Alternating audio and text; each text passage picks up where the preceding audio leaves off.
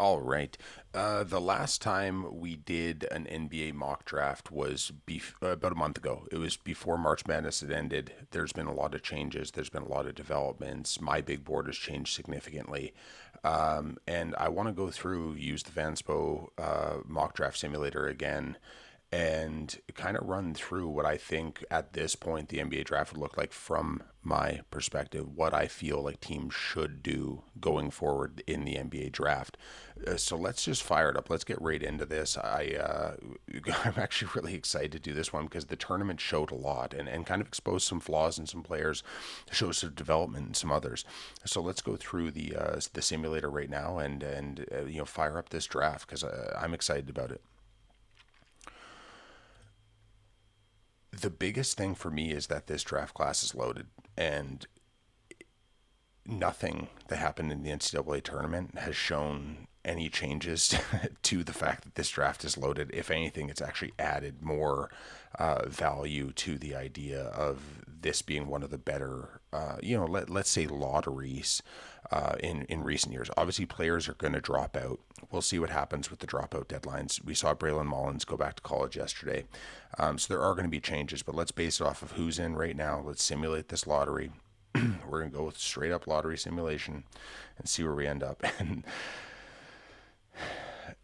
And a wild lottery start. Sacramento Kings move up to 1. Dallas moves up 6 spots, gets the 2 hole there.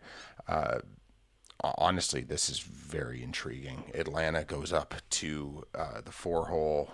Clippers hold on to that pick because they dropped to 5. I love it. Using mock draft, we're just going to use the no ceilings consensus listing. Honestly, I don't find a lot of difference between the three options in general, but let's just fire it up and get right into it. So, with the first pick of the NBA draft, the Sacramento Kings are on the clock. They need everything. Let's just be real. There's going to be a major overhaul, or should be a major overhaul happening this offseason. We're in a situation with them where they could use a big, especially an athletic big, to play along Sabonis. If Sabonis is moved, they might need a center. There's no center early in this draft though. Like Cam Boozer, I think can play spot minutes at center. He's not a natural fit next to Sabonis. They overlap a lot. You've got guys like Levine. We'll see what ends up happening with that. He hinted at not picking up his player option, which I think is ludicrous. He's definitely going to pick it up because he ain't getting 47 million on the open market. DeRozan's still there. We'll see if he continues to be a Sacramento King or not. We'll see what other changes happen. Obviously, DeAndre Hunter was hurt, but they had acquired him. They need a guard. I think they want a guard.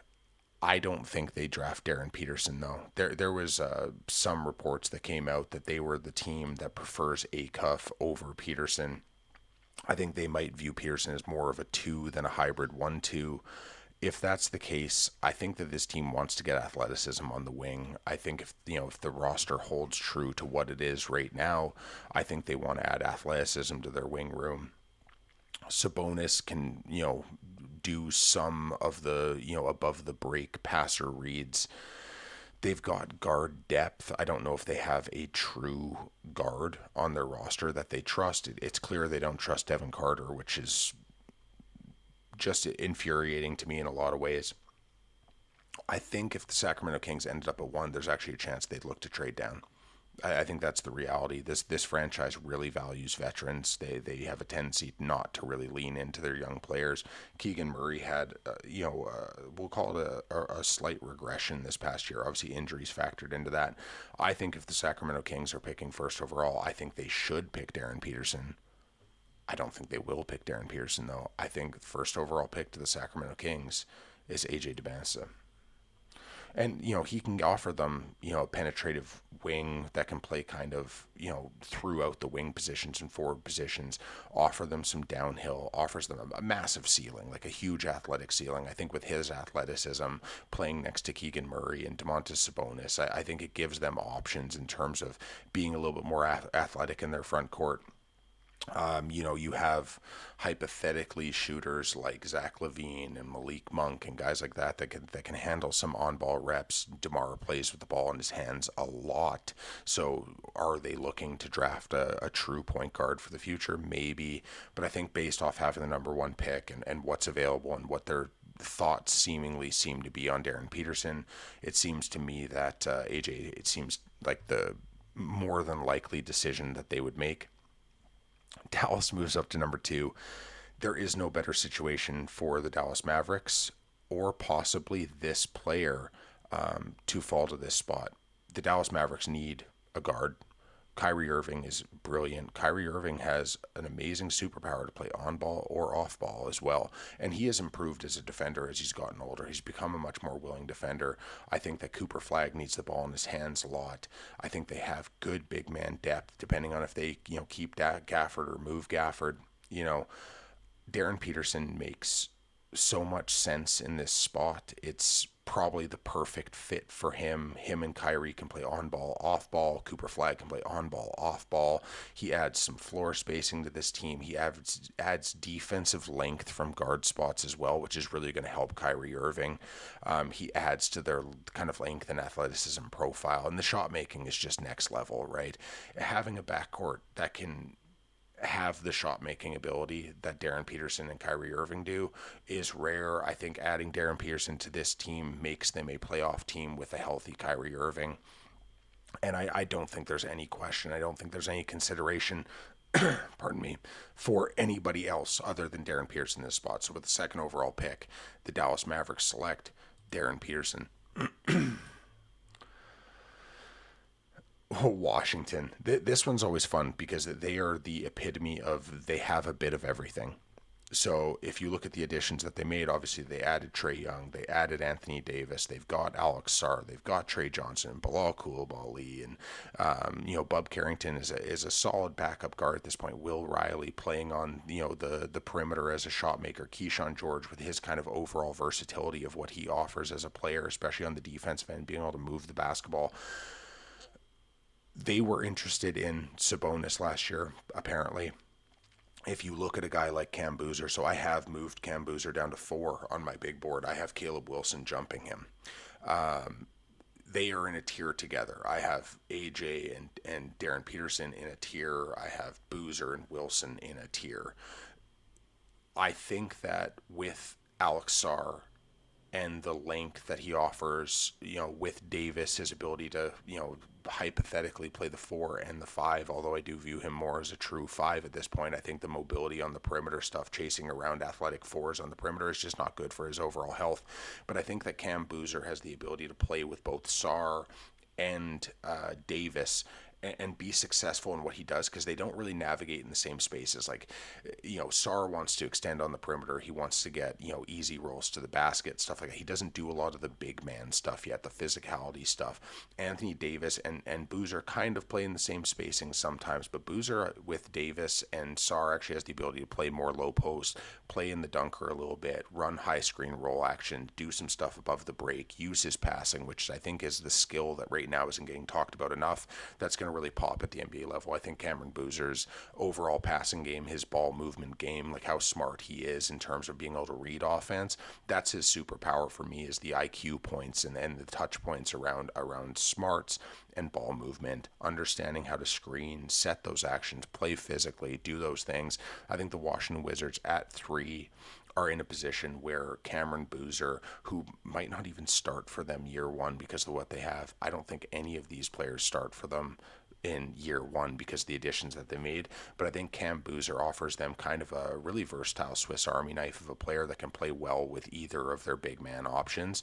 And the Washington Wizards select Cam Boozer with the number 3 overall pick. The Atlanta Hawks. This is where it gets fun, because could they use an athletic downhill guard? Absolutely. Nickeil Alexander Walker was great this year. CJ McCollum, obviously his contract is what it is. Dyson Daniels is there as a defender. They drafted Asa Newell, who I'm not particularly high on. They've got Zachary Sachet, who I'm sure they're praying will have a bounce back year. Obviously there was a lot of regression in his game this year. Onyeka Okongwu is turned into a really functionally good offensive player. The defense, like I said, like I thought he was going to be a much better defender at the NBA level than he has been. I think that what he offers on the defensive end, if you were to add some real verticality and explosion and pop and an athlete that can play behind him and be that backside rotation guy and run in transition and look and play in the dunker spot. Jalen Johnson obviously wants to play ball in hands high. Okongwu wants to be a pick and pop guy.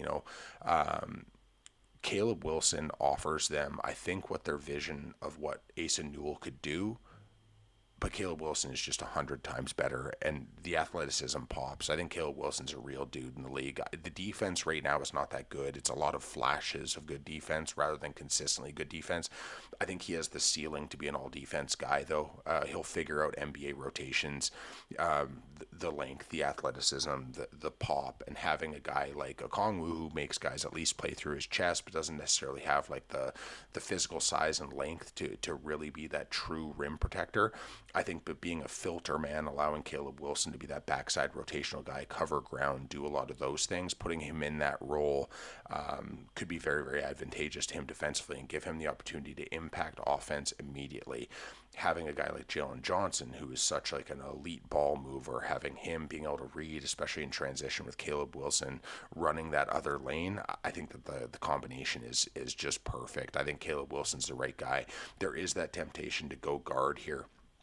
I totally understand why they might want a Darius Acuff or a Kingston Flemings, but with how much the ball is in Jalen Johnson's hands and with the development we've seen from Nickeil Alexander-Walker, I think they get more benefit from adding an athletic big who has that, like I said, all NBA potential. I think Caleb Wilson has one of, if not the highest ceiling in this draft. His ceiling is enormously high, and I think he's the right move for the Atlanta Hawks in terms of what they want to do in transition, how they want to scheme their defense, and the Atlanta Hawks select Caleb Wilson. The Clippers at 5, and this one's fun. This is a fun one because it also falls into this kind of like grouping of players that don't necessarily fit their needs. Right? They've got Darius Garland at the point now. You don't want to go small guard if you've got Darius Garland. You've got Kawhi on the perimeter. You've got Ben Mathurin, who I'm sure they're going to bring back. Chris Dunn is a defensive guard. And then after that, it kind of thins out. What they really, really need is a center.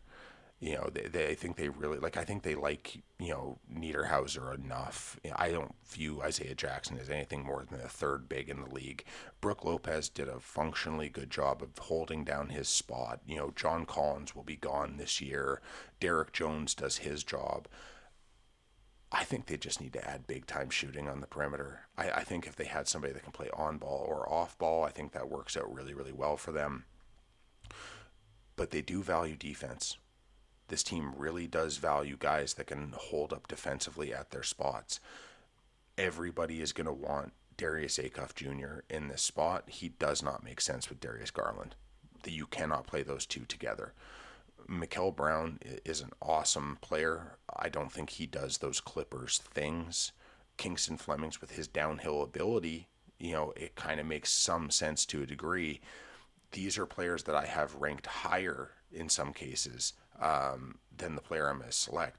But with what they do, what they like, what's available to them, I just think that Braden Burries is the guy. Braden Burries, like I said, he can play on ball. He shoots at an incredibly high clip. He defends at a really high level.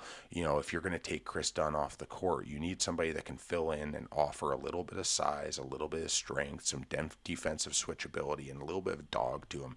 Braden Burries, to me, is Derek White. If you can add a Derek White-like player to this team, I think it gives them a lot of opportunities to go out and do some stuff. I think that they're going to have the opportunity maybe to add a little bit of center depth later in this draft. Picking at 36, I think at 36 there are still going to be centers on the board that you can get that are going to be very useful out of the gate. But for me, Braden Burries is the perfect fit to play alongside Kawhi Leonard and Darius Garland and the guys that they already have in place. So at the 5 pick, Braden Burries goes to the Clippers.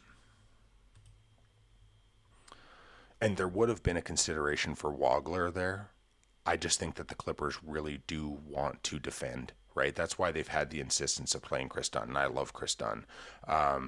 I don't know if they would go with a guy who has as many defensive questions as Wagler does. Just to clarify that, Brooklyn Nets up at 6. Did they draft 39 point guards last year? Yeah, they did. Did any of them really work out in a real way? Not really. Like Yegor, let's be real, is a point forward. The passing skills are elite. Unless you can collapse the paint at the NBA level or force closeouts at a high level at the NBA level and then collapse paint, the passing matters less, unfortunately. I think he's best played as more of an off ball player than on ball player, and then he can attack closeouts if his 3 point shot continues to work, be a second side creator, use those high level passing reads from having to dribble drive and set up offense and be that offensive initiator. I think it's problematic.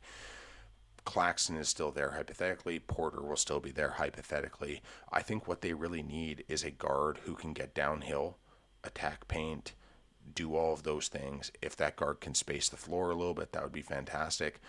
I think that guys like Traore and Powell and stuff, they can be defenders. Ben Saroff and Danny Wolf. I'm just not big on either player if we're being honest here. I think this choice really comes down between, do they want that true heliocentric offensive weapon guard in Darius Acuff Jr., or do they want the athletic burst and the downhill ability and the potential defensive impact of Kingston Flemings? I think those are the two players that make the most sense for this team. I think those are the two players that, it's a very, very hard decision because they do have perimeter spacing. In my mind, Darius Acuff makes less sense for this team than Kingston Flemings does, because Kingston Flemings is a true downhill guy. And like I said, being able to defend a point of attack, do those things, both these guys allow Yegor to move to a second side role, which is essential. I just think that they'd prefer the downhill ability, get to the bucket, do all of those things because of the guys that they have. And the defensive upside is different. I think that Darius Acuff's ceiling is an all NBA ceiling. I think that his offensive game is remarkably good. I think that the downside of him being so heliocentric as an on ball guy, and again, I think that Acuff can play off ball and you can design off ball sets for him, but I think at his core, he wants to have ball in hand. He would still make a ton of sense here. Like, this is not to say that Darius Acuff or Kingston Flemings is 100% the right decision. I think Darius Acuff is fantastic. I was lower on him, and every time I watched him, the defensive questions became larger, the offensive ceiling became clearer. But if I'm then, I want that downhill attack guy. I want somebody that is going to go downhill, get in the paint, collapse paint, have some shooting potential, have some defensive potential on the backside, be able to play at that pace. And they really don't have that true second side collapse guy. People are going to disagree with this because I know everybody in the world is going to want Darius Acuff here. I think Kingston Flemings is the better fit for their roster. Darius Acuff may end up being the better player. I just think fit wise with what they have with Porter, and kind of what they're looking to do with some of their other players and how those players kind of fit together. Oh, it's tough. Because I do like the idea of playing Acuff with a guy like Traore more than I like playing Flemings with a guy like Traore. You know what? I think also the Brooklyn Nets, they want a guy, they want a potential ceiling guy. Despite the fact that I don't think it's as good of a fit, I think Darius Acuff will go here. We're going to select with the Brooklyn Nets are going to select Darius Acuff with the sixth pick. That's surprising. I actually talked myself out of that. I didn't think I was going to talk myself out of that, but I did. Seventh pick, Utah Jazz. This is another tricky one. They've got their jumbo lineup right now. They basically got their starting five filled out. I'm not as high on Ace Bailey as some people are. I love the flashes. I think the potential is just, again, off the charts good. I don't know if he can handle being a full-time two, especially on the defensive end of the court. They've got Jaren Jackson. They've got Lauri Markkanen. Hypothetically, they'll have Walker Kessler back, Keontae George at the point.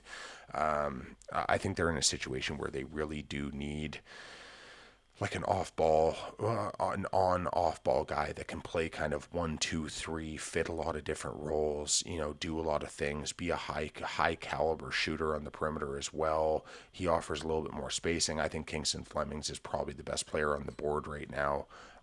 But I think that Keaton Wagler makes the most sense for this team. Like I said, the length, defensively, what he does poorly, he's going to get blown by in the NBA a lot. Having Jaren Jackson back there, having Walker Kessler back there makes his defensive liability points a lot less impactful. The shooting is elite. I think he's more of a second side creator than a true on ball player. I think him and Keontae George as a guard, and Ace Bailey as a guard rotation make a lot of sense.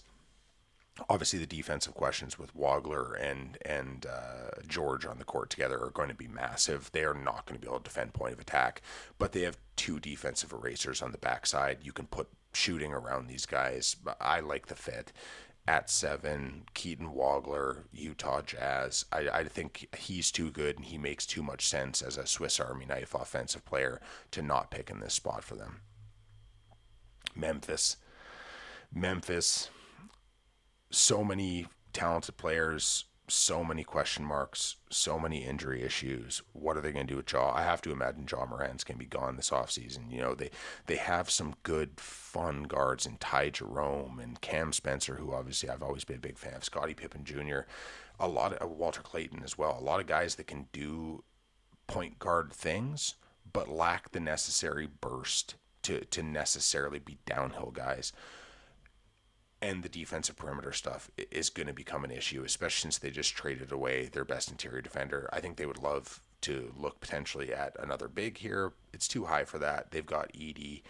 Kingston Flemings is just like, if John Morant's not there, Kingston Fleming is built for this spot, right? You run out a lineup that has Kingston Flemings and Ty Jerome and Cedric Coward and Zach Edey, and even the athleticism of like Taylor Hendricks makes a ton of sense in these spots. Jalen Wells is there. All of a sudden, you've got like a really really versatile depth chart that can do a lot of different things with Aldama and Clark and all these guys. Kingston Flemings makes a ton of sense here. I think that, like I said, his ability to defend is something they haven't had at the point guard spot in a couple of years, because obviously Jaw really struggles there. He's another guy that really is initiated with pick and roll, which is already what they run. I think he would fit in very naturally. You have Jerome and Spencer as guys that can play on ball, but really if you slide them to off ball roles, their shooting is a separator. So I think Kingston Flemings to Memphis is just another perfect fit situation, and that's what we're going to go with. Milwaukee, again, it's so tough because these rosters are just in flux all the time. Like they're just in flux all the time. So Turner hypothetically will be there. Giannis, you have to imagine that Giannis has moved in the offseason. I'm gonna make this pick with the assumption that Giannis has moved. I'm not a Kevin Porter Jr. guy. I understand the fantasy stats he put up are really good. Fantasy basketball and on court stuff are completely different. Ryan Rollins is a stud. AJ Green is just like a super useful off ball player that can do a little bit of everything. Also, you know what? Better defender than people give him credit for. He's not a good defender, but like he holds up as a defensive player. And I think that's critical. You have Ryan Rollins with ball in hands. Obviously, he can touch paint. He can do those things. I think there's a developing shooter there. Him not being a true point guard can provide some issues. What will they get for Giannis makes this such a difficult conversation. I think we almost have to just base this off of Giannis is there, Turner's there. Who would we pick in this situation with the roster as is? I'm making assumptions about if he's traded. I think is actually the wrong move. I was wrong about that initially. I think you have to make this pick based off the personnel that they currently have. I think what they're going to want is somebody that can really, really, really space the floor. Because that's, like I said, Turner can space it a little bit, but beyond that, there are no true floor spacers. I'm going to tell you right now, I am not the biggest Mikel Brown Jr. guy. I I see the vision of what it is. I think there are real deficiencies in that game as an overall. But in this spot, with his ability to space, his ability to create with passing lanes, having a guy like Ryan Rollins next to him, having that defensive interior of their perimeter players, or of their interior players, hypothetically, gives some buffer. I think Mikael Brown's the right guy in this spot. Again, it's not necessarily the player that I would want on a team that I was building, but I think in this spot, especially with the length that he offers, the size he offers, he can play the one, he can play the two, he can play on ball, he can play off ball. He gives them a lot of versatility. He can play with Kevin Porter Jr., he can play with Ryan Rollins. He offers a lot of versatility and role. I think that that's what his superpower is the fact that he is going to be so offensively versatile. The defensive side, like I said, once in a while he's going to be disruptive because he's long. He's not going to be able to hold up at point of attack. Off ball, he gets really ball watchy. The defense is going to be problematic for a long time, like a lot of the guards in this draft. A lot of the guards in this draft, the high end offensive potential is super high. The defensive question marks are legitimate. In this spot, Mikael Brown Jr. makes the most sense. Mikael Brown Jr. going to the Milwaukee Bucks at 9. Portland, another fun one. You're going to find out that I'm just super low on Nate Ammon. I think Nate Ammon should probably go back to college. I don't know if there's enough NIL money to make missing out on that rookie contract and extending your free agency time at the NBA level by a year. I don't know if there's enough money out there to make that worth it for him. There's a good chance that there's not. They've got a lot of options. Obviously, with the Bulls, you have Giddy who can run point for you. Patrick Williams is locked in there. I have to imagine, obviously some of these players are no longer here. They don't have any bigs. Buzelis showed flashes, especially as an off-ball rim protector, and like he's really good in the system that they run. Noah Essengay, I still have faith in the potential of Noah Essengay, but it's just about like what is he going to offer. Leonard Miller, obviously Lenny's showed out a little bit. Lockie Albright looked really good, but March basketball. Let's just be real about it. They need floor spacing. I think they need a floor spacing guard. We'll see what happens with Anthony Simons. Obviously, he's going to be a free agent. We'll see what happens with Colin Sexton and all these guys. Is there a chance they could reach on a center here and go get Jaden Quaintance and hope that the injuries recover and the development happens and all this kind of stuff? Yeah, they could. There's really no ready-made guard in this spot that I think fits them beautifully. Like there are guys that I really like in this spot, but there's no guys that I really love in this spot. Nate Ammon makes no sense for this team. Like I said, you already have Essengay, you have Buzelis. I don't believe in Ammon's shot.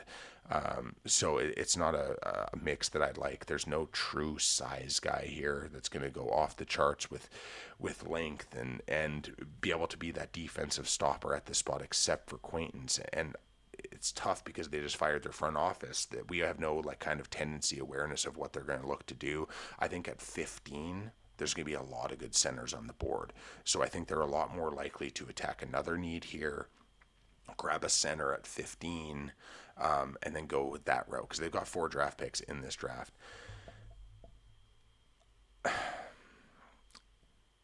It's for me, it really comes down between Phylon and Sturts.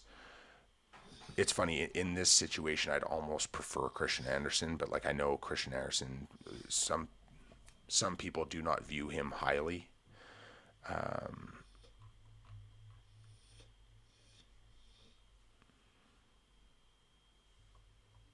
Let's see what other guard options there are. The idea of Ibuka Okori here would be super fun. I don't think that I think it's way too early for something like that to be that silly. You know what? LeBaron Philon I think can play this role. I think Bennett Sturts can play this role, and Bennett can play on ball or off ball really effectively. I do not have Bennett Sturts ranked this highly, but I do think that they need somebody with the on-off versatility that can really shoot the shit out of the basketball. LeBaron Philon I have ranked in my top 8. I think LeBaron Philon is awesome, but he is truly an on-ball guard. Bennett Sturts makes a lot of sense here. I'm going to go with Bennett Sturts. It's not the most natural fit in the world, but I can see the reasons why they would want him in this spot. And, I'm sure the Golden State Warriors are pissed right off right now because I imagine that Bennett Sturts would have been the guy that I would have picked for Golden State. So, yeah, Bennett Sturts, the Chicago Bulls. This roster is going to be in flux. Jimmy, we'll see if he even gets back next year. Draymond, we'll see if he's still there. Steph's aging. Kristaps a free agent. Sorry about the noise in the background. My dog's going crazy. Moody's there, Pajemski's there. They've got lots of guards. They don't have a ton of length. I think that they're in a holding pattern. Is this a team that's competing? Is this a team that's going to just kind of sit in the middle? They want guys that can shoot the basketball. Yaxel Lendeborg makes sense with their timeline. He's a ready-made player. He can kind of play a lot of roles for them. I think there's a fit there. Phylon makes less sense for them. Quaintance, I don't know if they'd want to wait on those injuries. Koa Pete can do a lot of the stuff that they like guys to do. There's no perfect fit for them. I think it's too early for a couple of the centers that they probably really like in this draft. If we're being real, like Mo Krivos right now, they have him ranked at 41, which is absurd. But like Krivos is somebody that I love here, right? But I think it's too high. I think that Ade Mara could do some fun things in this situation. Would there be a consideration for them to pick Ade Mara at 11? I do not have Mara ranked that high, but losing Porzingis, he doesn't space the floor, but he can do a lot of fun stuff. You can run passing actions off him above the break. You can do it in the low block. He offers defensive length, but not necessarily that the foot movement ability that they normally like. But they've also went with less mobile centers in the past couple of years. Would they go for a mountain of a man, Ade Mara, try to build some sets around him? Because their center depth, like with Porzingis potentially being gone and Al Horford being, a million years old, and with his status is, what, let's have some fun. Especially if the jump shot were to develop with Ade Mara, like that's a huge swing stat. So I'm not as big on Mara as some people are. But I think Mara here with his passing, the two-man game between him and Steph Curry could be like genuinely exciting. I think there are guards that they would probably like in this spot, but I think it's too early for those guards. Like I think they would love Cam Carr. I think Cam Carr does a ton of the stuff they would really, really like them to do. I think round two, like if there's a chance that a guy like Isaiah Evans were to drop, or if but yeah, Karchenkov is really interesting here as well. I think it's too early for Karchenkov though. Momchilovich they would love, but that's more of a round two thing. I think they'd really like Richie Saunders. Stojakovic, I don't see that. See, I'm getting ahead of myself now. I think Mara's the guy. We're gonna go with Ade Mara, who they have ranked very, very low. They have him ranked lower than I do. But Golden State Warriors selected Ade Mara at the 11th pick and kind of shore up their center rotation a little bit. The trade that just keeps on giving. The Paul George pick is going to come in as the 12th pick in this draft. So the Oklahoma City Thunder are selecting 12th and 18th in this draft.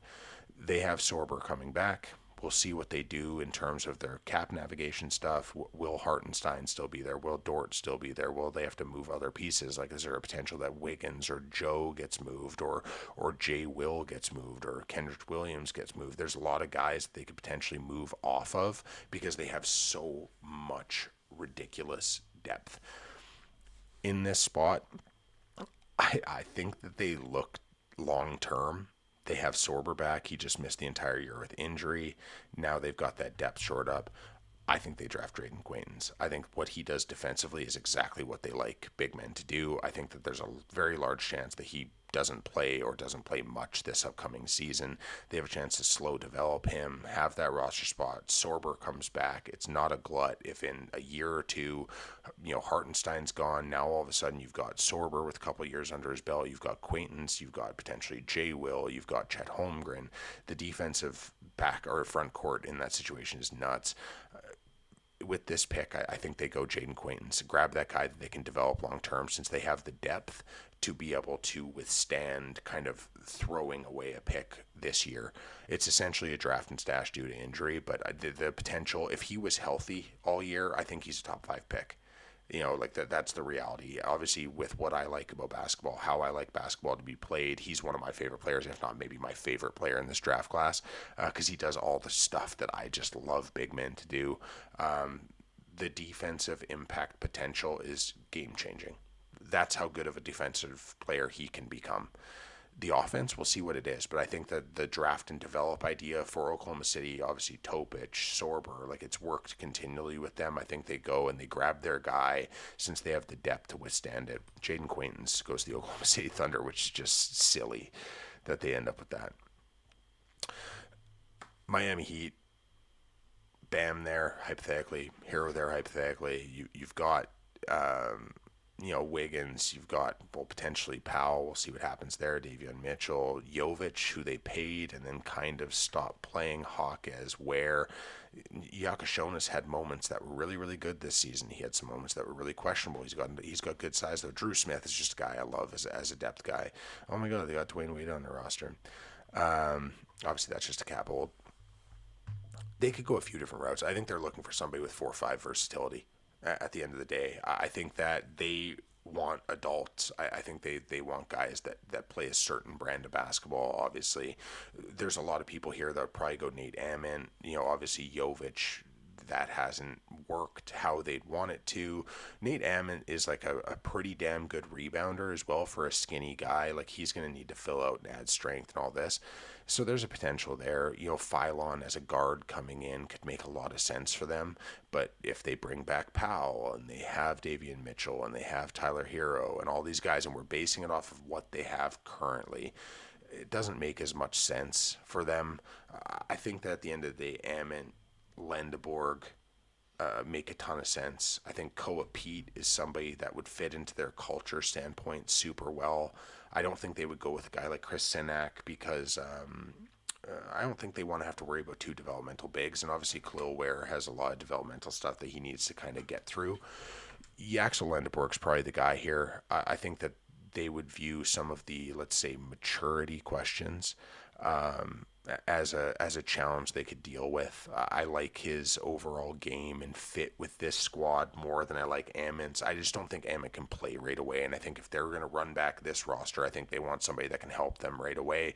Lendeborg can do a lot of different stuff, can be versatile in a lot of different ways, and I think Yaxel Lendeborg to the Miami Heat just makes a lot of sense. So we're going to go with that. And like I said, he can play small ball center if you need him to. In certain matchups, he might even be able to match up against certain threes. The jump shot, I think the jump shot's legitimate enough. At the end of the day, you're looking at a guy here that, could he end up being like a Marcus Morris like player? Potentially. I think he's got a little bit more craft than that. But I think he can offer some toughness and some versatility, and like still, despite the fact that he is very old for a prospect, I think there's still a little bit of ceiling there with him, and we'll just see how the maturity stuff goes, because like that's the biggest question for me is like the professionalism. But the Miami Heat have, like I said, the organizational strength and an unbelievable coach, and I think that they can kind of mold Yaxel into a very useful player. Charlotte. Charlotte's fun. Charlotte's fun. I was not super high on this team. What they've been able to do is pretty remarkable. I think if they can upgrade at center, they will. I think they could use an upgrade there. Like Diabate is good. He's just smaller. Kalkbrenner is big and he's a mountain of a man. But sometimes he's a bit passive. Like doesn't use his physicality the way he should necessarily. I think that their guard rotation is awesome. I have to imagine that Kobe White's going to be back. Miles Bridges, I just personally would want Miles Bridges out of the league. Brandon Miller, Concanipple, like they've got great depth, and they even have young guys that showed like some real growth points. Like Tijon Salon this year, I think showed some real growth in his game, and I think he's gonna be very useful next year. Sion James too, like they've got fun guys all over the place, and they've got a lot of depth. My faith in Tijon Salon is making me hesitant to make certain picks. I'm not going to lie about it. I think LeBaron Philon's the best player on this board right now. I don't think Philon fits with them and what they want to do, especially if Kobe White comes back. Koa Pete, he doesn't space the floor. I think he's going to struggle to play center. He doesn't have massive size. But man, he plays a smart brand of basketball. I do not have him anywhere near this high. Is the problem of it? Oh, you know what? Hans Steinbach could be fun in this spot too. And that's just production. That's just, just a really productive player that they can kind of plug in right away. Like he plays a very like advanced game, like like Maxime Reynaud style. Like they are not similar players, but just in terms of a guy who's like maybe not as highly thought of. I don't think the ceiling is like the most like gigantic ceiling, but I think they can come in and be productive right away. Depending on what their vibe is around Salon and the development there, I think he can play some minutes at center as well. I think long term he'll be able to play center. So that could be that look. I think that him and Salon also play really well together in terms of like young guys. If you're looking at building that young core, having a guy like Steinbach that wants to get downhill and into the paint and do some of that stuff and use his athleticism to get to the rim. And you've got spacers like Knippel and Ball and Miller and Salon who's lived in the corners at this point. I think Hans Steinbach makes a ton of sense here. I think he'd fit in really, really well. I think Patrick Gamba, if he was healthy and there wasn't all the concerns about the feet, I think Gamba would be somebody that they would really genuinely consider.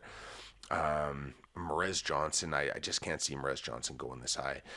Again, there's a part of me that's just like, you know what, take Nate Ament. They're going to want that developmental guy. I don't think he really fits what they want to do. And like, again, I'm super low on Nate Ament, like comparatively to the majority of people. I think there's, unless that jump shot starts falling at an incredibly high rate, I just think that it's very, very hard for him to not turn into, Patrick Baldwin, right? And he is a better prospect than that. I'm not saying that, but I'm just saying that there are some of the same issues where rebounding is that defensive trait that you're solid at, but you're very, very skinny, and the athleticism isn't pure.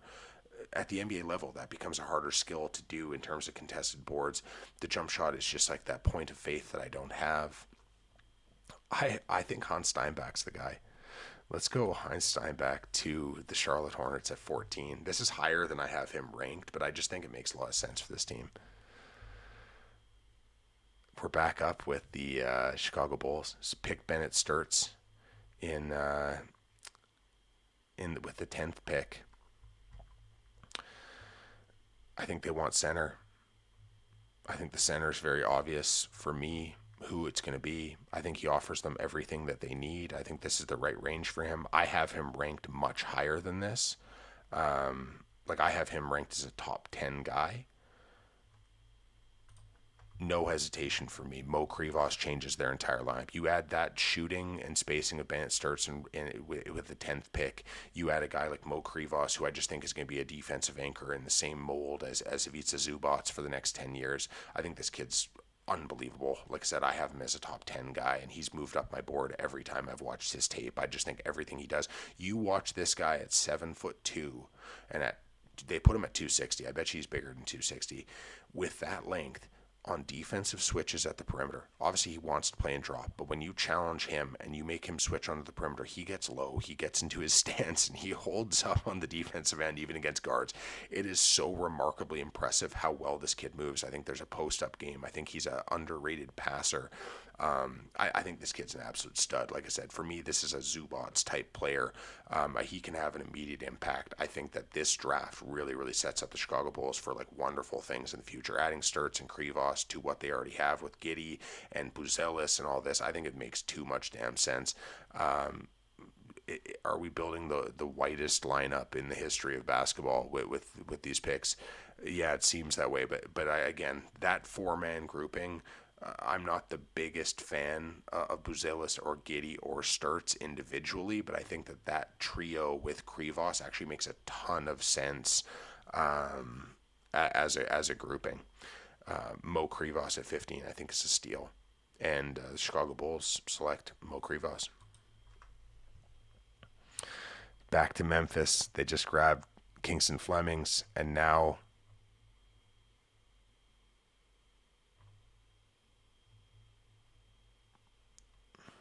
I was like, what just happened to all my best players? I'm still on centers. I think now this is a situation where Nate Ament makes sense. Right, they have a lot of developmental prospects. They can take the risk. They're not looking to win right away, especially if they were to hypothetically move off John Morant. Which, like again, I'm not doing the this guy's going to be off the roster thing, but I think this is like the clearest. This guy's not going to be there next year situation. Nate Ament makes a ton of sense in this spot. He offers them something that they I guess have to a degree in Santi Aldama. I think that his deficiencies play really well with Zach Eady's strengths and Cedric Howard's strengths and Jalen Wells' strengths, I think they take a shot on Nate Ammon. Come out of this draft, Kingston Flemings and Nate Ammon. That's a great situation. Let's not overthink it. Charlotte back up. They just picked Hans Steinbach. If they could get somebody with some 1, 2, 3 versatility, I think that would be an awesome situation for them.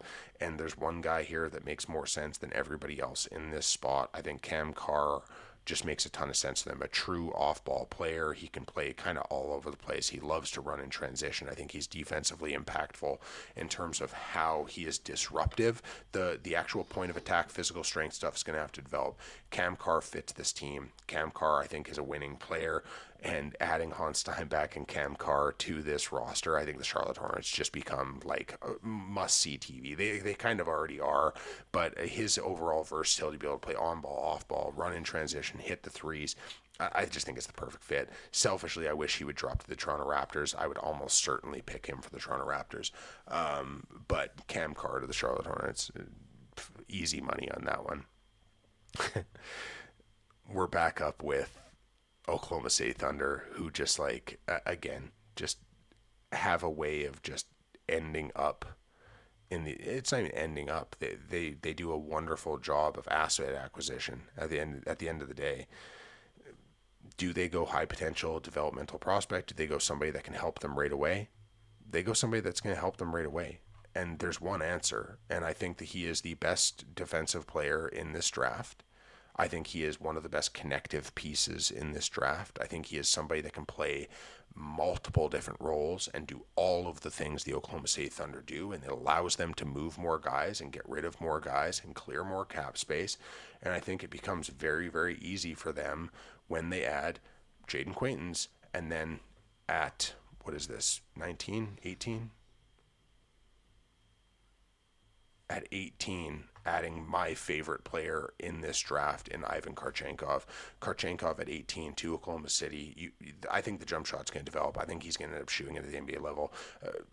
The defensive impact, the ability to pass the basketball, I think he is truly just like a super high level passer. I think that he cuts, he's physical, he's tough, he is an intense guy. He fits everything about their defensive structure.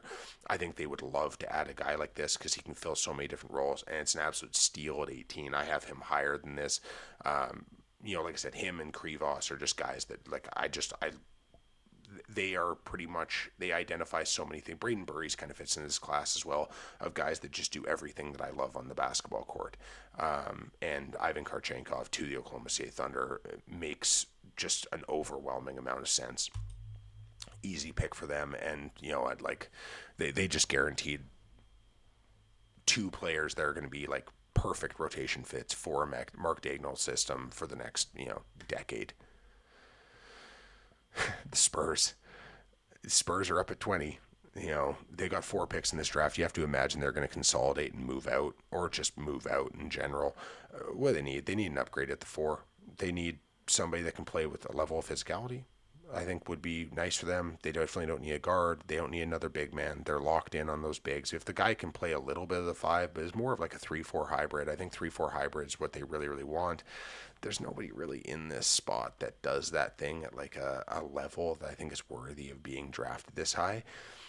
I think Joshua Jefferson makes a ton of sense for them. People are low on Josh Jefferson. I love his game. I think he's fantastic. I think he fits so unbelievably well in situations like this. I could see this team reaching on a guy like Momcilovic, not this high, but like at 35, like almost certainly they would go and grab a guy like Momcilovic. Like I said, I think they would want somebody with some 2-3 versatility. They do kind of go off the board once in a while as well. That's why I'm really, really scrolling down, because this ranking system's a bit weird. Joe Tugler, a personal favorite of mine, no doubt, and obviously not this high. That's more of an early round 2 kind of guy.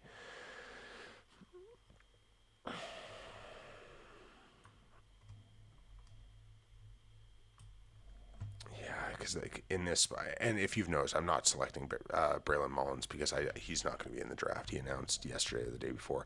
Dalen Swain could be a lot of fun here, actually. And I think Dalen Swain can play enough versatile roles where he would make a ton of sense. I know some people are probably screaming for Koa Pete in this spot. I'm not gonna lie to you. I'm very low on Koa Pete comparatively to most people, just because I see what he's gonna do to be like a solid rotational player at the NBA level. I just don't see an overall upside that's overwhelmingly tempting. I think Dalen Swain's the guy. Amari Allen could be fun here as well. Like Amari Allen actually does a lot of the stuff they like. I think Swain's ability to play with the ball in his hands a little bit helps there. I don't. There are times I really like the defense. There are times I really, really hate the defense. Karim Lopez could make sense here as well. As a young guy, I'm low on Karim Lopez overall. I don't think they go big. This is actually tough because they have so many players. Like Juke Harris could be fun in this spot. It's just too high for Juke Harris. I don't think they go that. Same with like Paul McNeil. I just think it's too high for these guys. Yeah, you know what? I think I'm gonna go. I would prefer Josh Jefferson in this spot, but I think it really comes down to Amari Allen or Dalen Swain, and I feel like it's tough.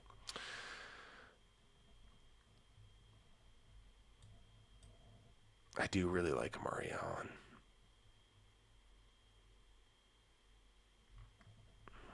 And Amari Allen can do a lot of the Harrison Barnes things.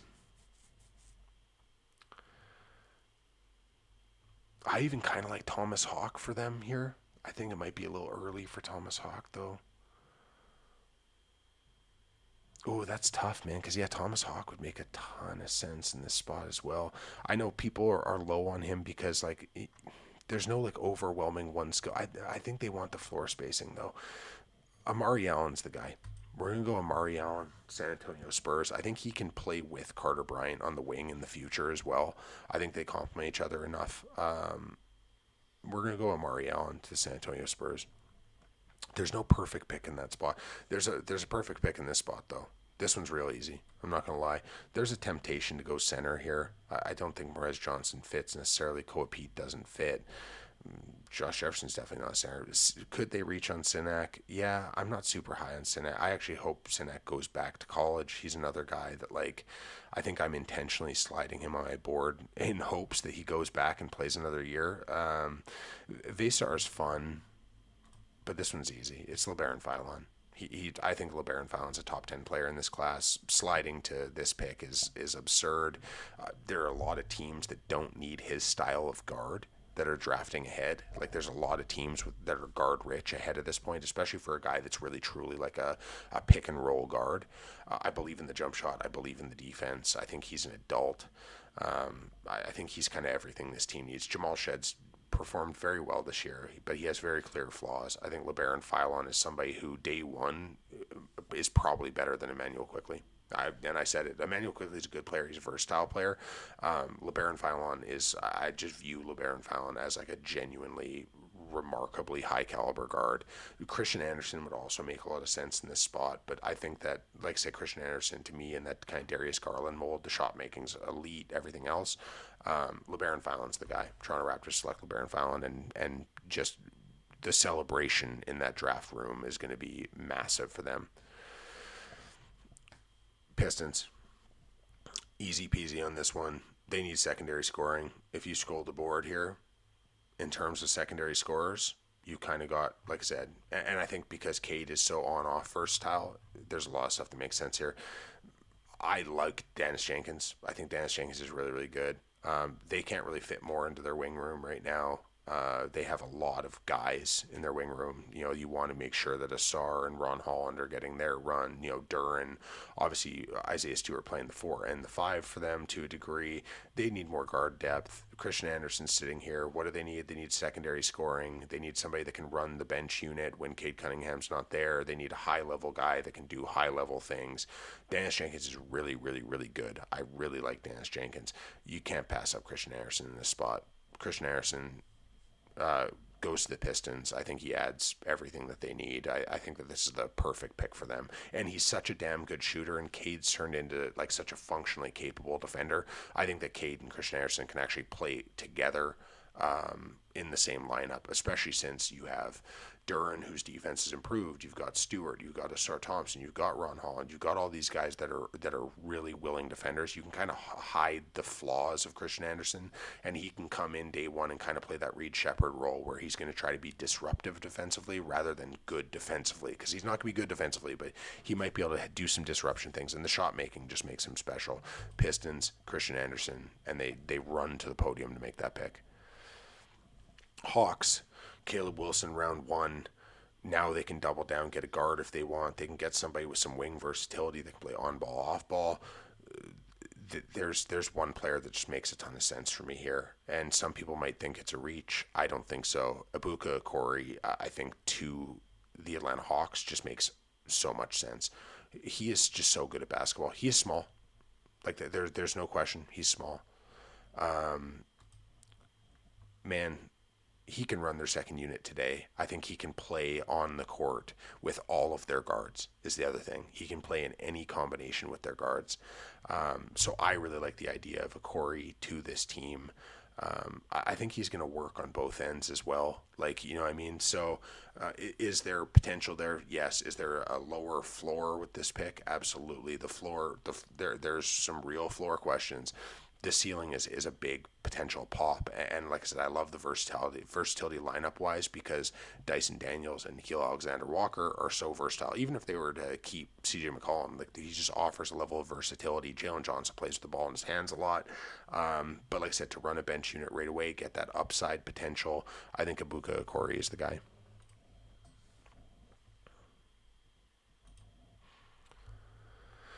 Philadelphia.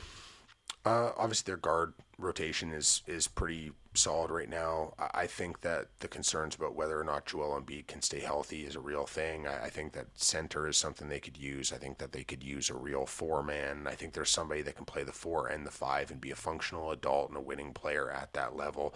I don't think we need to overthink this. Is there potential that they go for a guy like Chris Sinak?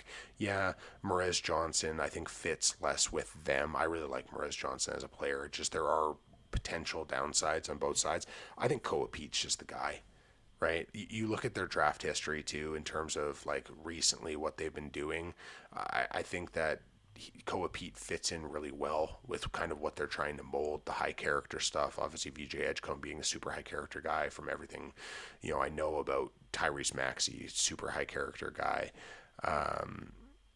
I think Koa Pete makes sense here. I'm not a big believer in him being a star or anything. I just think he's going to be a functionally excellent role player for a long time, because he just understands basketball. It's just the lack of like premier individual skills that makes him a questionable ceiling pick for me. But the floor is super high, and I think that adding him to this roster allows you to move off of other players who have questionable fits, let's say. Koa Pete, Philadelphia 76ers, New York Knicks. Uh, it's a little trickier. They're gonna lose. They're gonna lose Mitchell Robinson probably. You have to imagine. Alvarado's there. I think their guard spot is okay. I actually believe in Kolek more than most people. I think they're gonna want center. I don't think they would go for Sinak here. I think Patrick Gamba makes a lot of sense in terms of what he can do. I think Merez Johnson could make sense, but I think they might want a bigger center. Vasar, you know, Terrace Reed, I think could make a lot of sense for them. He can get you a bucket. I think the defense is better than people give him credit for. He's big, he's strong, he's physical. He can play in kind of a similar drop role to Mitchell Robinson. He can play in the dunker spot and do those things. It's kind of between. I think it really is between Terrace Reed. Where are we at here? We're at 24. So like Reed, I don't think Vasar fits them, because like they have Towns. Merez Johnson, I like. Gamba or Reed. Would they want to go with another injury-prone center after the Mitchell Robinson experience? I think Terrace Reed's a better fit. I think Patrick Gamba reminds me so much of Isaiah Hartenstein. I think that would be really, really tempting for them because the success he had with them. Terrace Reed's the safer pick. I think Patrick Gamba is the guy they go with. Like I said, the Hartenstein skill set with the passing and the short roll play and all that was so critical. I think he's just an awesome defender as well. Losing Hartenstein really, really hurt them. I think picking Patrick Gamba, who can do so many of the Hartenstein things, adds a real level to the Knicks. I think he can play right away. I think immediately he is a rotation player for them as long as he's healthy, but that's the biggest if because it's constant foot issues. Patrick Gamba, New York Knicks. And like I said, the passing, the screen game, his ability to kind of develop some touch around there. The defense though, his ability to switch, rotate, move, tags, like he's just a real heady player, super smart player. Patrick Gamba is a great pick for the New York Knicks. Los Angeles Lakers. They got Luka, they got Reeves. We'll see what else they have. At the end of the day, like they have a lot of different directions they can go. Could they use a point of attack defender? Yeah, absolutely they could. Could they use a big man that can play multiple roles? Yeah, absolutely they could. Terrace Reed again makes a lot of sense here. Morez Johnson could make a lot of sense here. I think that seeing an adult like Thomas Hawk in this situation could make sense. I think they would avoid on-ball players. They have enough on-ball players. I think they want spacing, they want size, they want things like that. Henry Vasar spaces the floor and provides a lot of size. So I think there's that. Now he's not that vertical rim running, lob pass threat that typically Luka loves to play with. But that's not really here. Like Morez Johnson can do those things. Chris Sinak can do those things, but I think they're looking to win now. I don't think they're looking to develop Chris Sinak, right? And I really do think Chris Sinak needs to go back to college. I think it's tough because you've kind of got imperfect players all the way around.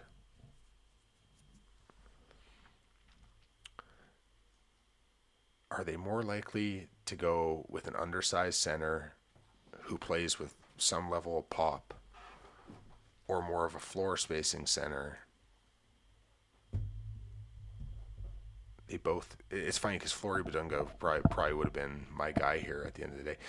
I think Terrace Reed gives him the best of both worlds. I'm going to select Terrace Reed here. He's big, he's physical. I think he can be a lob threat if needed in certain situations. Like obviously he's not the most like vertical pop guy, and I think there's a development to his overall like touch game that makes a lot of sense. But he's big, he's physical. I think he'll hold up their defensive system. I think he can play in that defensive system. I love the floor spacing of Asar. I just don't know if they'd want to go with like kind of a passive center. I think they want a guy that can step in, be an adult, be physical right away. And Terrace Reed's that guy. I'm gonna go Terrace Reed Jr. for the Los Angeles Lakers here. Not a perfect pick for them, but I don't think there's a perfect guy on the board. I think there's actually a chance they would trade out of this pick. Denver Nuggets. Denver's fun because they have so many pieces, right? They've got pieces kind of all over the place. Could they use some real legitimate size to back up Jokic? Yeah, we'll see what the Valanciunas stuff is next year. Whether whether the buyout rumors come true or whatever. They need to bring back Peyton Watson. If Peyton Watson's not here, they almost have to go with a wing. The problem is like the wing situation's not ideal right now with this group of players. I think that they want guys that can space the floor, really shoot it from the perimeter. Isaiah Evans does that at a really high level. Um, they like drafting older players as well. Like they pretty consistently drafted over older players. Like I'm really really tempted to draft Richie Saunders here. And I know some people will have like Hunter Tyson flashbacks and whatnot. I think Richie Saunders is really good. I think he's really good. I think he can play the wing. I think he can do a lot of stuff.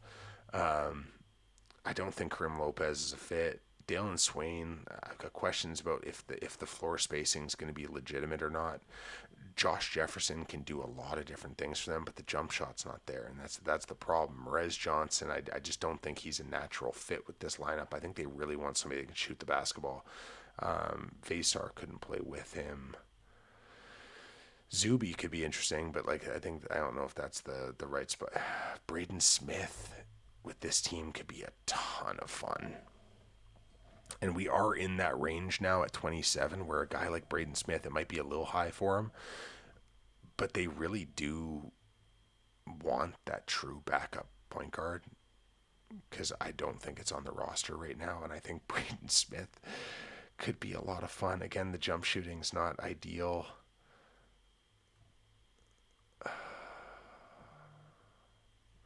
Let's look at the point guards because this one's actually a bit tricky to figure out.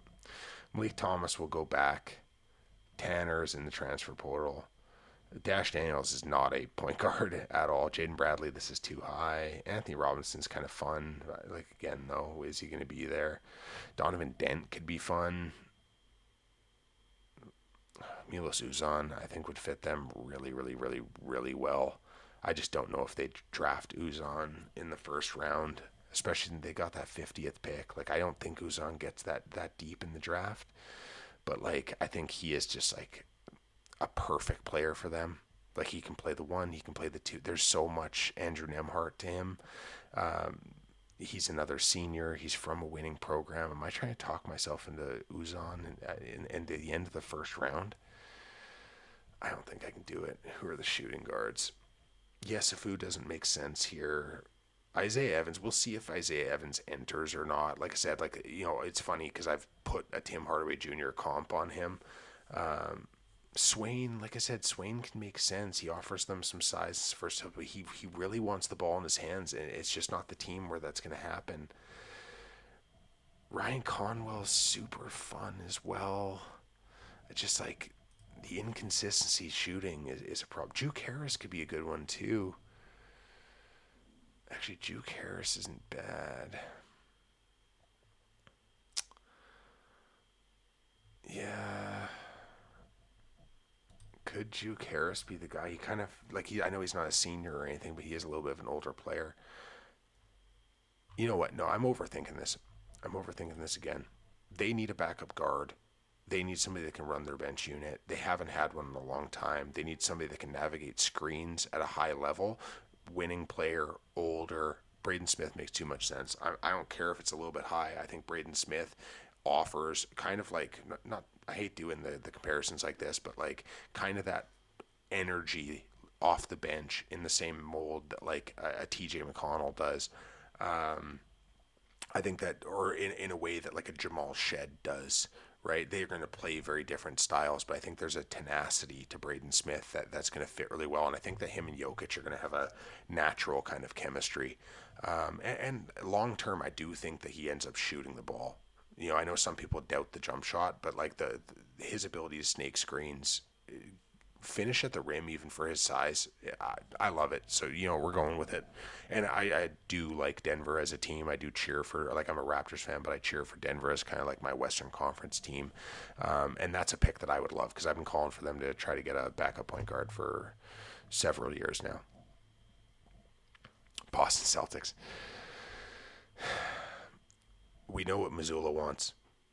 He wants guys that can space the down floor.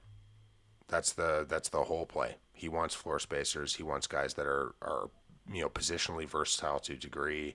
Um, there is no real ideal floor spacer in this spot for these guys, but there is a center. Obviously, we're in a situation with Nick Vucevic where like it's very.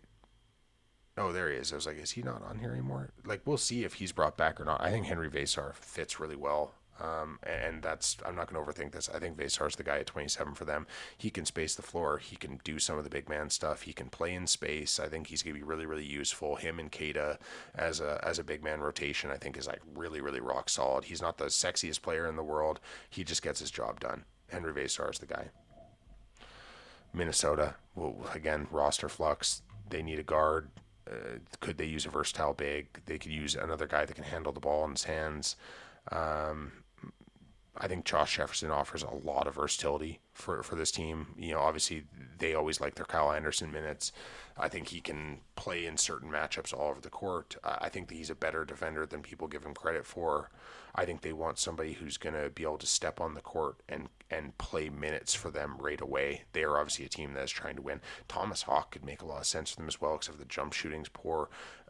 Their big man rotation around fours and fives is already kind of stacked up. I don't see Merez Johnson. It sucks that Merez Johnson is sliding like this because I view him as much better than this. It's just that he's a really hard player to find a fit for. Um, we saw what happened to Rasheer Fleming last year, right? People weren't sure. He's a bit of a tweener. Is the jump shot real? It's a lot of the same questions for Mrez Johnson. I think teams are going to overthink Mrez Johnson rather than just go, oh, he's just a basketball player. He's gritty. He's tough. He's mature. He's versatile. This is not the right fit for him with what they have across their front court. Dalen Swain could be kind of a fun pick here. I'm not going to lie. I think Dalen Swain can play off ball. Kareem Lopez could be fun here. I don't think they're going to draft a kid who's developmental, though. I think they're going to want somebody that can step in and play right away. I think Dalen Swain's the guy. This is actually lower than I thought that Dalen Swain would go. But he's just a good basketball player, and he can play a lot of different roles. He can kind of play the 1, 2, the 3 for them in certain lineup constructions. If Gobert's on the court and McDaniel's on the court, he can play the 4, which is really interesting. I think that also with the defense stuff that I love with him, and the defense stuff that frustrates me, I think that the Minnesota system is going to clean up some of the frustrating parts. Dalen Swain, Minnesota Timberwolves, happy with it. And this is the spot. This is the Mrez Johnson spot. Cleveland, their guard rotation's awesome. Obviously they've got 2 high-level bigs. But the third big questions are real, right? You don't want to be running Dean Wade at the 5. These guys have had injury problems. I think Mrez Johnson can play with Allen. I think he can play with Mobley. I think he can, play in small ball lineups where you end up having, kind of 4 guard wings around him. I'm not going to overthink this. I think Mrez Johnson fits perfectly in this situation. I think he's the right guy. I think the Cleveland Cavaliers would love him. I think he offers them depth. He offers physicality and toughness. He's kind of that punch you in the mouth guy. Like some people will say reminiscent of Isaiah Stewart. And I do see some of the comparisons. I don't think he's as good as Isaiah Stewart defensively. I think he has a higher offensive ceiling than Isaiah Stewart. But it's a player I really, really like. Mrez Johnson, Cleveland Cavaliers, 29th pick. Like, this is huge value for them. Great pickup. 30th pick, Dallas Mavericks.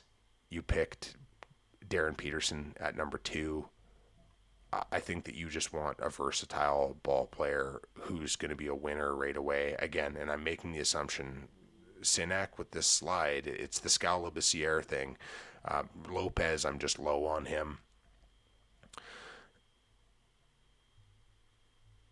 There are a couple guys that would be fun here. I think it's tempting to add a developmental center, but they have developmental centers. I think Thomas Hawk as a 3-4 guy can make sense for them in this spot as well. I'm just a big Josh Jefferson guy. I think that his ability to really pass the ball. Think about it this way: if you had a lineup next year where you had Peterson, Irving, Cooper, Flag, and then whether Gafford or Lively with Josh Jefferson at the 3-4, probably the 4, right? Cooper at the 3. Defensively, that's insulated really effectively. I think Josh Jefferson's like a wonderful defensive communicator. Think about the ball movement in that lineup, especially if it's Lively. Lively, like I said, I believe in the passing skills of Lively. Cooper, Flag, awesome passer. Kyrie, awesome passer. Darren Pearson, people are going to be like, look at the assist rates.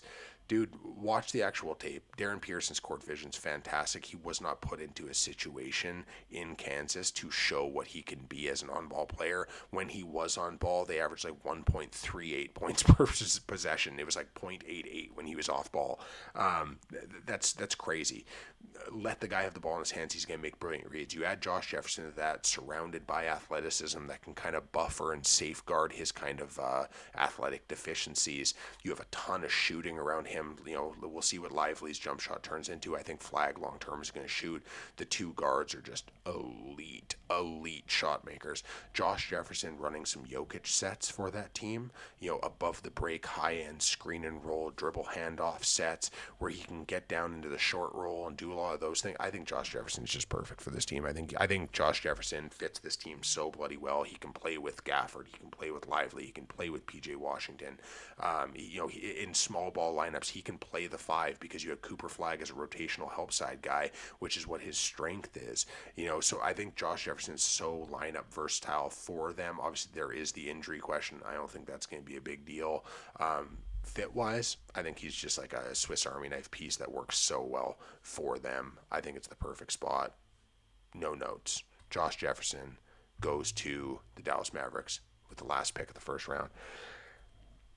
People are going to be pissed that certain players didn't get selected in the first round. That's totally fine. Like I said, Senek, to me, some team is going to reach on him, right? So where the fact that if he is in the draft, a team will reach on Senek if he's there, right? A team will probably reach on Karim Lopez if he's there.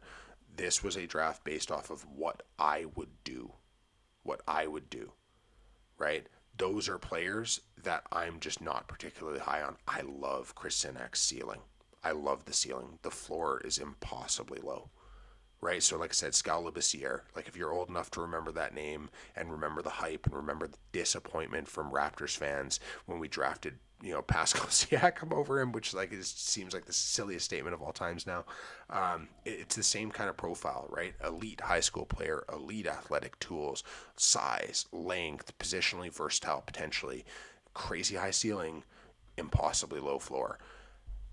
That's why I don't have him going. This draft is based off of what I would do if I was running those teams for the most part. We obviously didn't do any trades. We didn't do any trade downs, nothing like that. Maybe the next one when we get closer to draft time. Probably when we get closer to draft time, there's more intel. We'll go into that. But for now, Sacramento Kings at 1, AJ Debinsa. At 2, Darren Peterson goes to the Dallas Mavericks. At 3, the Washington Wizards select, Cam Boozer because he can be that versatile piece that is able to play with Sarr or Davis. Caleb Wilson, Atlanta Hawks. I love that fit so much. Braden Burries goes to the Clippers to be their kind of, in hopes, they're Derek White. Darius Acuff slides to 6, which is going to shock a lot of people. Honestly, there's kind of a taster's choice there. I could have seen him as high potentially as 4. I just figured that the teams ahead, and I explained it in the video why Acuff slid there. Let's be real, from 1 till about 8. 1, 2 are in a tier, 3, 4 are in a tier, 5 through 8 are all in a tier together. And actually, I have a few other guys in that tier because I have Krivos in that tier. I have LeBaron Philon in that tier as well. So that tier is bigger for me. But it fits tier-wise where he went. Wagler to Utah at 7. I think that's a natural fit. Memphis gets Kingston Flemings. Again, I think it's really clean. Mikal Brown Jr. goes to the Bucks. It's not a player that I love necessarily, but I think the fit there, especially with Rollins, assuming that Giannis is there and everything else, because we didn't make the assumptions around trades or tried not to as much as possible in this. He goes there. Bennett Sturts to the Chicago Bulls. I think his shooting and his on-off versatility is going to be really, really critical for them. This is higher than I had Brown or Sturts, but I'm trying to do the right fits.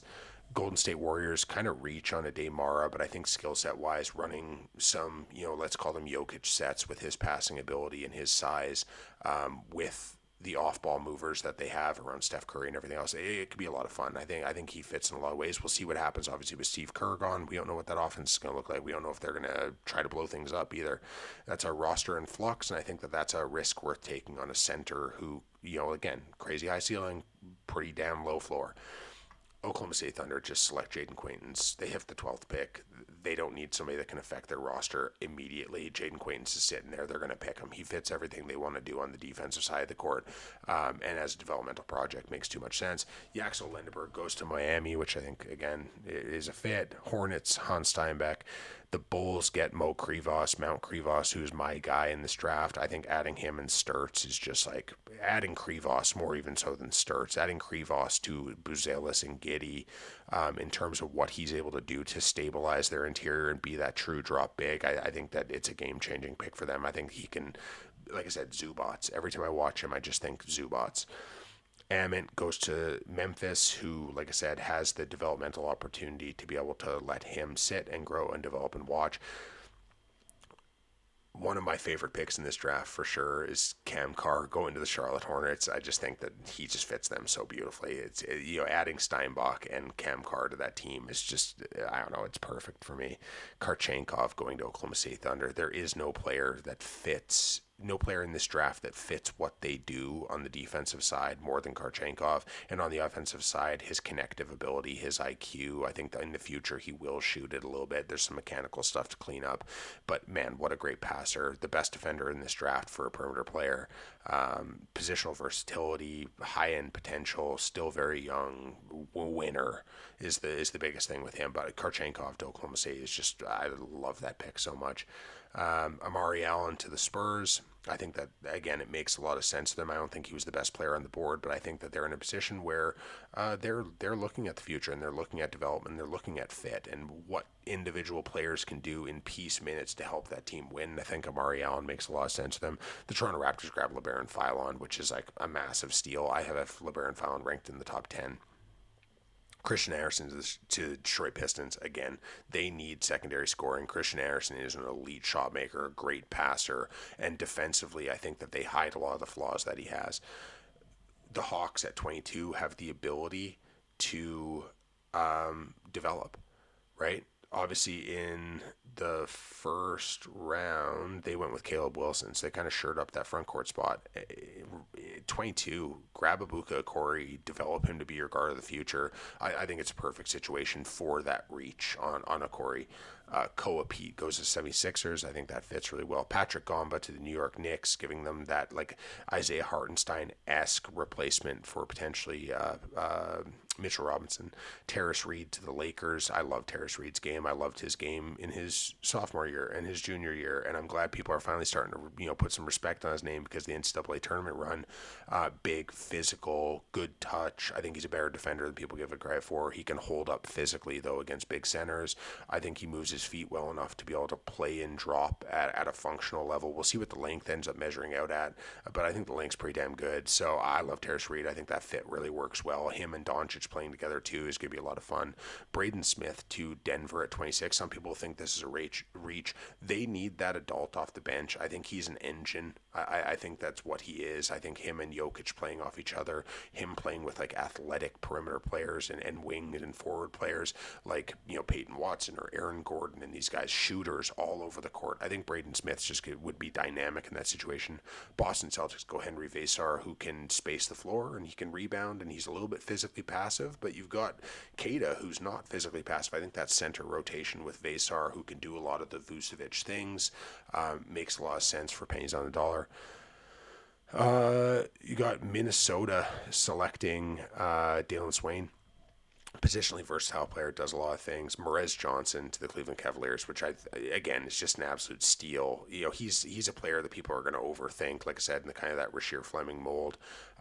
Great ad. That 3-man big rotation now is rock solid. And then Josh Jefferson to the Dallas Mavericks, because his passing and his smarts and his communication skills just fit so well with what that team has built, and with the ad of Darren Peterson and having a healthy Kyrie back, and what Cooper does as an off-ball player, and the athletic center rotation. I think Josh Jefferson, his IQ, his passing ability, would be a differentiator for them. So that's the mock.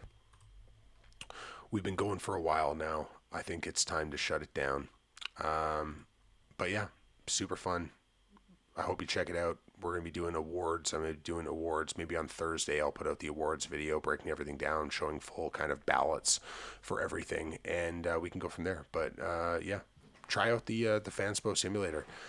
For football, try the A to Z Sports mock draft simulator. It's wonderful. If you watch my last video, you'll see it. But have a great day, and we'll see you next time.